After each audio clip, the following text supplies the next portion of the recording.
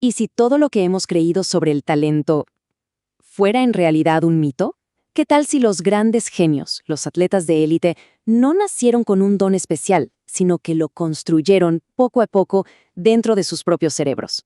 Hoy vamos a descifrar un código, uno que nos muestra que la habilidad no es un regalo que se recibe, sino algo que de hecho se puede cultivar. Esta es la pregunta que le da la vuelta a todo, una idea que Daniel Coyle exploró a fondo. Por siglos hemos aceptado esta noción de que algunas personas simplemente nacen con estrella. Pero, ¿saben qué?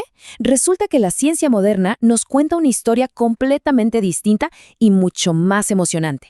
Y esa historia no la vamos a encontrar en la genética o en el destino, sino en la neurociencia del esfuerzo.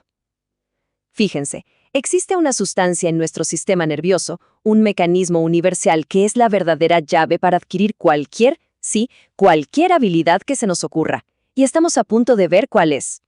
Ok, para entender cómo se construye el talento, primero tenemos que romper con el mito que lo envuelve. Vamos a desarmar por completo esa idea del don natural y en su lugar vamos a conocer al verdadero y silencioso protagonista de esta historia. Y aquí está. El ingrediente secreto se llama mielina. Hay que olvidarnos de la idea de un cerebro talentoso y empezar a pensar en un cerebro bien aislado. Y no es una exageración. Algunos neurólogos la consideran literalmente el santo grial del aprendizaje. A ver, para que quede claro, pensemos en un cable de cobre.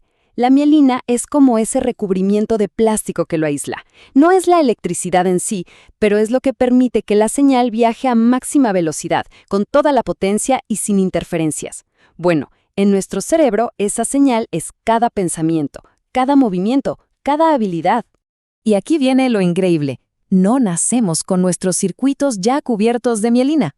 Los construimos. Cada vez que practicamos algo, cada vez que disparamos una señal por un circuito neuronal, es como si le diéramos una orden a nuestro cuerpo. Oye, esta conexión es importante, refuérzala. Y el cuerpo responde envolviéndola en más y más capas de mielina. O sea, más práctica enfocada genera más mielina. Y más mielina es igual a más velocidad, más precisión. En una palabra, más habilidad. Esto nos lleva a una conclusión que lo cambia todo. Si la mielina es el mecanismo físico detrás de cada habilidad humana, desde tocar el violín hasta liderar un equipo, entonces la historia del talento es en realidad la historia de cómo construimos esta sustancia. El foco ya no está en los genes que se heredan, sino en los circuitos que se activan. Entonces, ¿cómo se activa este proceso? Bueno, pasemos a la primera de las 3 claves, la práctica intensa. Y ojo, esto es fundamental. No se trata de repetir algo 1000 veces sin pensar. Es una forma muy específica, muy estratégica de practicar que funciona como el gatillo para la mielina. Aquí es donde la cosa se pone fascinante. La práctica más efectiva ocurre en lo que llaman el punto dulce. Ese es el lugar un poco incómodo, justo al límite de nuestra capacidad actual. Es donde las cosas no salen perfectas, donde cometemos errores y tenemos que corregir. Es el acto de estirarse para alcanzar algo que está apenas un poquito fuera de nuestro alcance.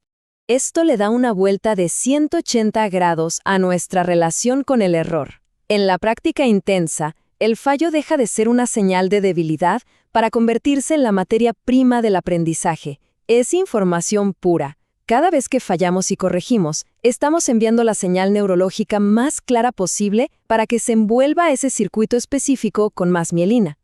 Un ejemplo brillante de esto es el fútbol sala en Brasil. Al jugar en espacios súper reducidos, con un balón que exige mucho más control, los jugadores tocan la pelota con una frecuencia increíble. Se ven forzados a cometer y corregir miles de pequeños errores a una velocidad de vértigo. En esencia, sin saberlo, crearon una máquina perfecta para celebrar la mielinización. Pero seamos realistas, la práctica intensa es dura, es frustrante y requiere una energía tremenda. ¿De dónde sale la motivación para seguir empujando en ese punto dulce? Para eso, necesitamos la segunda clave, la ignición. La ignición no es una decisión lógica o una simple meta. Es más bien un chispazo emocional profundo. Es ese momento en que algo o alguien nos envía una señal poderosa que resuena en nuestra mente con un mensaje. Eso es posible para gente como yo. Es básicamente el combustible que nos mantiene en la lucha cuando las cosas se ponen difíciles. A menudo, la ignición se activa por señales de afuera. Por décadas se creyó que era humanamente imposible correr la milla en menos de 4 minutos. Pero cuando Roger Bannister lo logró en 1954, envió una señal. En los meses siguientes, docenas de corredores rompieron esa misma barrera. Bannister no cambió la fisiología humana, cambió la percepción de lo que era posible. Y con eso, encendió la motivación de todos los demás. Incluso nuestras palabras son como interruptores de ignición. La investigación es clarísima. Elogiar a alguien por su talento innato, qué inteligente eres, en realidad genera miedo a fallar. En cambio, elogiar el esfuerzo, se nota todo el trabajo duro que hay detrás, envía un mensaje mucho más poderoso. Lo que importa es el proceso. Ese es el verdadero lenguaje de la ignición. Perfecto. Entonces, ya tenemos la práctica intensa para construir el circuito y la ignición para alimentar el motor. Pero ¿cómo nos aseguramos de que estamos construyendo el circuito correcto de la forma más eficiente? Bueno, ahí es donde entra la tercera y última clave, el maestro instructor. Los mejores coaches, los mejores mentores, no son sargentos que gritan órdenes. Se parecen mucho más a granjeros. Son observadores pacientes, son cultivadores de talento. Entienden que su trabajo no es forzar el crecimiento, sino crear las condiciones perfectas y dar los nutrientes precisos para que la mielina florezca de forma natural. Y estos maestros suelen compartir 4 virtudes. Primero, la matriz, que es su mapa mental profundo de la disciplina. Segundo, una capacidad de percepción increíble para leer a cada persona. Tercero, el reflejo GPS, esa habilidad para dar instrucciones cortas y súper precisas. Y finalmente, la honestidad teatral, que es el arte de decir una verdad, a veces dura, de una forma que impacte y motive. Y ahora sí, es el momento de ver el cuadro completo. Porque estas 3 claves no son elementos aislados para nada. Funcionan como un sistema interconectado. Son como un algoritmo para descifrar y construir cualquier tipo de talento. Esta tabla lo resume de maravilla. La práctica intensa es el arquitecto, el que pone los ladrillos del circuito neuronal. La ignición es el combustible, lo que mantiene al arquitecto trabajando sin parar. Y el maestro instructor es el ingeniero experto que, con sus planos, se asegura de que la construcción sea sólida y eficiente. Y aquí está el punto clave. Se necesitan los 3. Se puede tener toda la pasión del mundo, pero sin práctica intensa no se construye nada. Se puede practicar por horas, pero sin una buena guía se podrían estar reforzando los circuitos equivocados. Y sin ignición, pues el motor del esfuerzo simplemente se apaga. Lo mejor es que este modelo tiene aplicaciones en casi todo. En la educación, nos recuerda que se necesita tanto la práctica rigurosa como la inspiración.